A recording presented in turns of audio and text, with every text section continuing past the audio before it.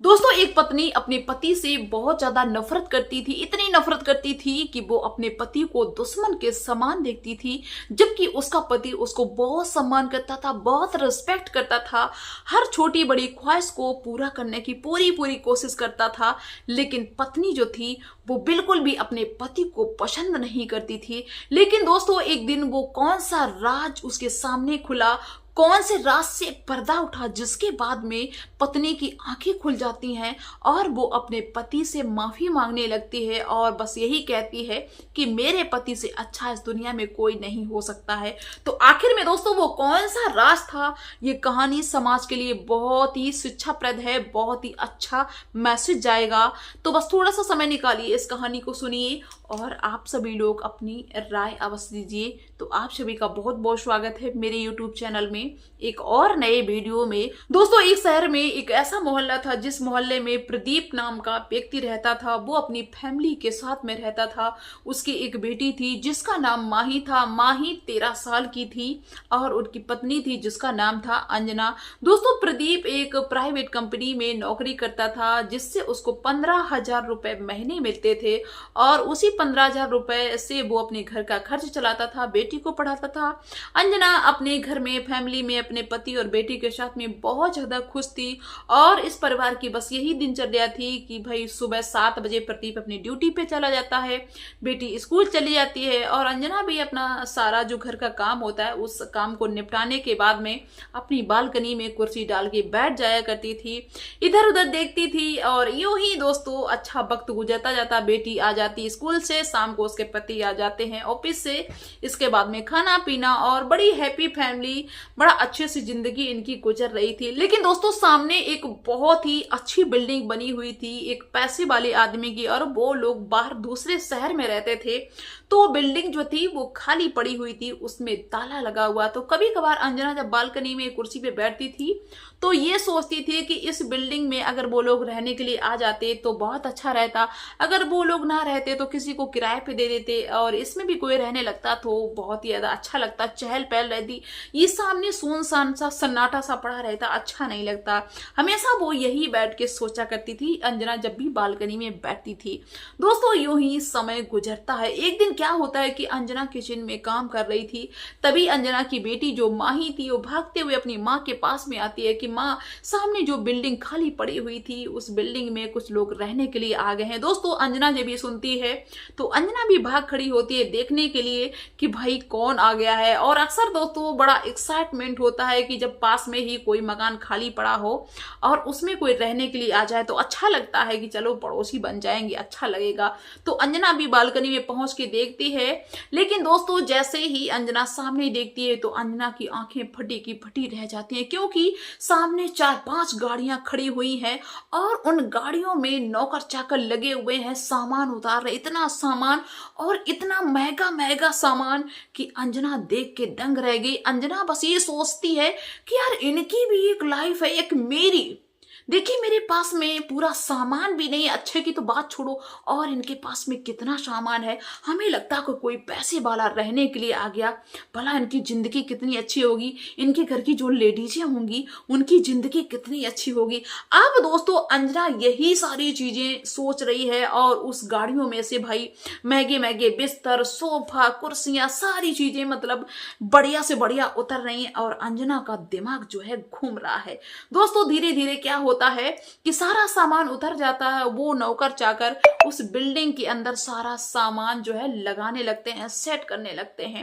1 घंटा का समय बीत जाता है। तब तक क्या होता है कि एक महंगी चमचमाती हुई गाड़ी उस बिल्डिंग के सामने आके रुक जाती है।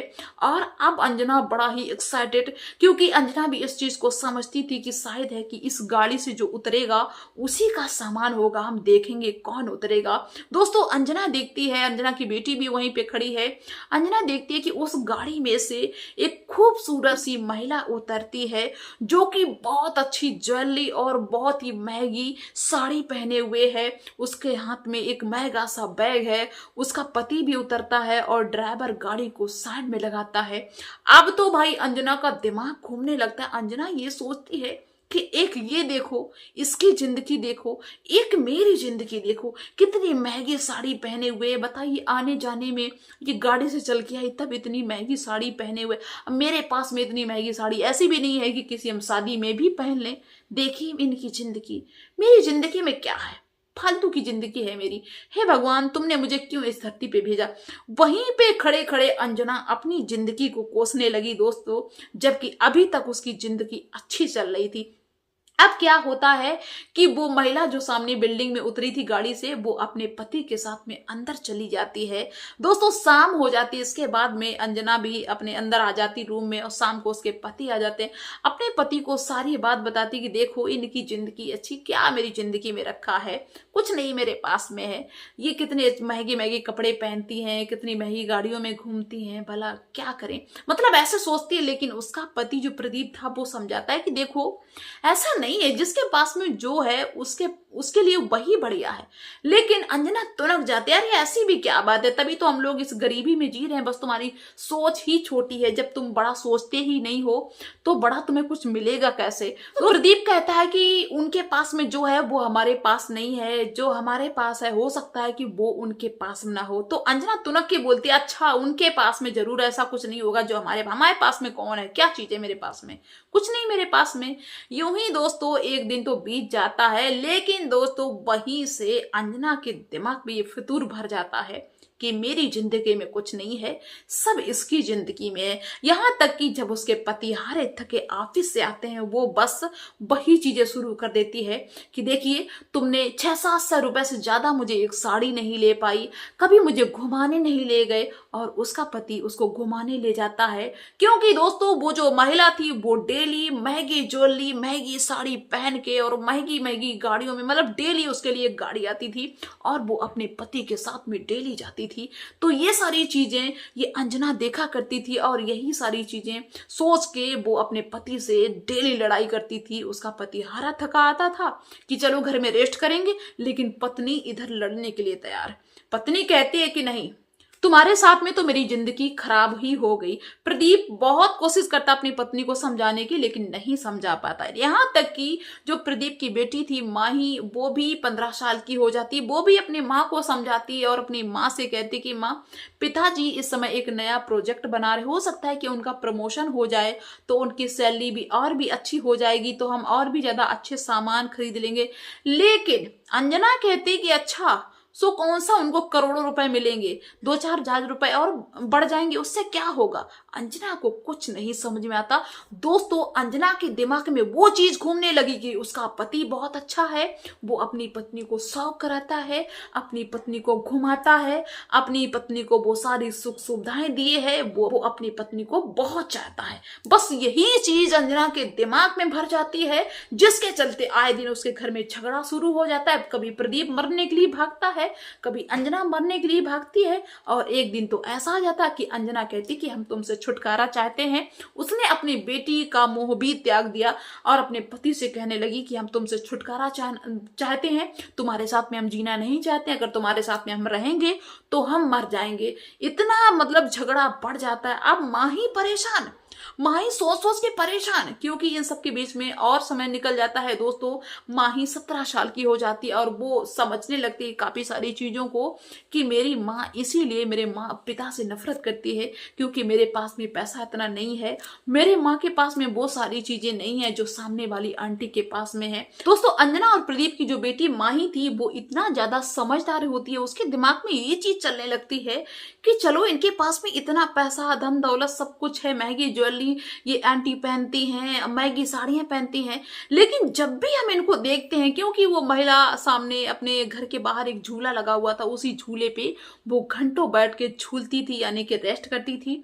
लेकिन जब भी माही उसकी तरफ मतलब देखती थी या नजर पड़ जाती थी, तो वो माही ये चीज नोटिस करती थी कि उस महिला के चेहरे पे एक निराशा रहती थी, कभी उसके चेहरे पे खुशी नहीं झलकती थी। जबकि जिसके पास में इतनी सुख सुविधाएं हो और सब कुछ हो तो वो तो भाई खुश रहना चाहिए, हंसता हुआ रहना चाहिए, लेकिन ये तो हमेशा दुखी रहती हैं, कुछ तो मामला जरूर है। दोस्तों माही ये सोचती है कि हम इसका पता जरूर लगाएंगे कि आखिर में ये जो आंटी है सामने वाली, ये कहाँ जाती हैं, कौन सी नौकरी करती हैं जो ये डेली जाती हैं। भाई डेली आदमी घूमने तो नहीं जाएगा, आखिर में ये कहाँ जाती हैं और इनके पास सब कुछ होते हुए इतनी दुखी क्यों रहती हैं। दोस्तों माही ने अपनी माँ बाप किसी को नहीं बताया अपने इस राज के बारे में, और अपने दोस्तों के साथ में मिलकर माही ये प्लान बनाती है कि इनका हम पीछा करेंगे कि आखिर में ये जो अंकल हैं अपनी वाइफ को लेके कहाँ जाते हैं।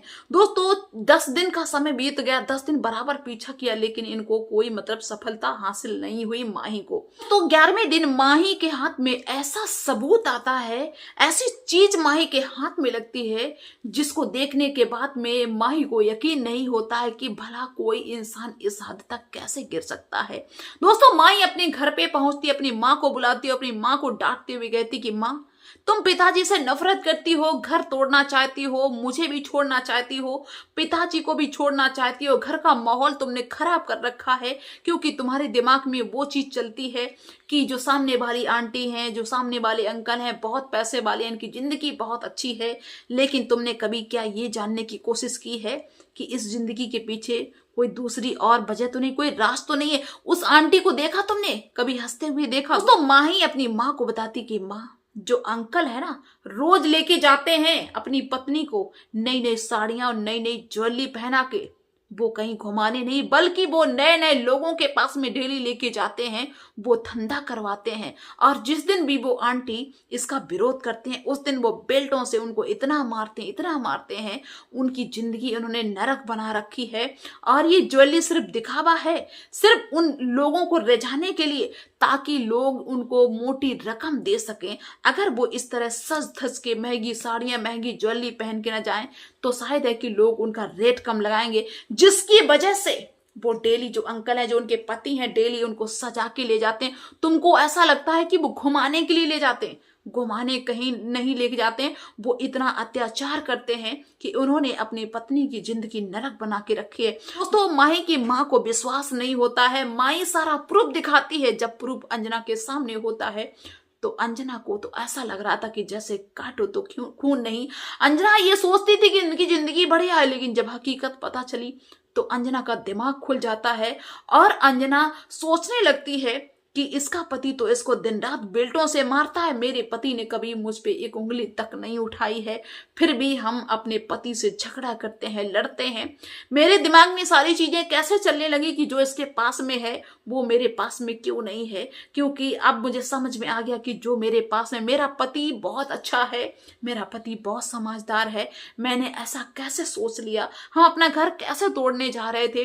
दोस्तों अंजना बहुत ज्यादा पछताती है। शाम को उसका पति आता है तो पति तो बेचारा ये सोच रहा था कि झगड़ा करेगी, लेकिन अंजना अपने पति के पैरों में गिर जाती है और कहती है कि मुझे माफ कर दो, मैंने तुम्हारे साथ में बहुत अत्याचार किया, लड़ाई झगड़ा किया, तुम्हारा जीना हराम कर दिया, लेकिन आज मेरी आंखें खुल गई हैं। दोस्तों अंजना सारी सच्चाई उस औरत की बताती है और उस आदमी की बताती है और कहती है कि आज से कभी भी अपने परिवार में नफरत पैदा नहीं होने देंगे। भगवान ने जिसको जू दिया है उसके लिए बेहतर है। तो इस तरह भाई मेरे एक फैमिली जो टूटी जा रही थी, पति पत्नी में नफरत थी, दुश्मन के समान देखते थे, वो एक हो जाते हैं और फिर से उसी परिवार में खुशहाली आ जाती है।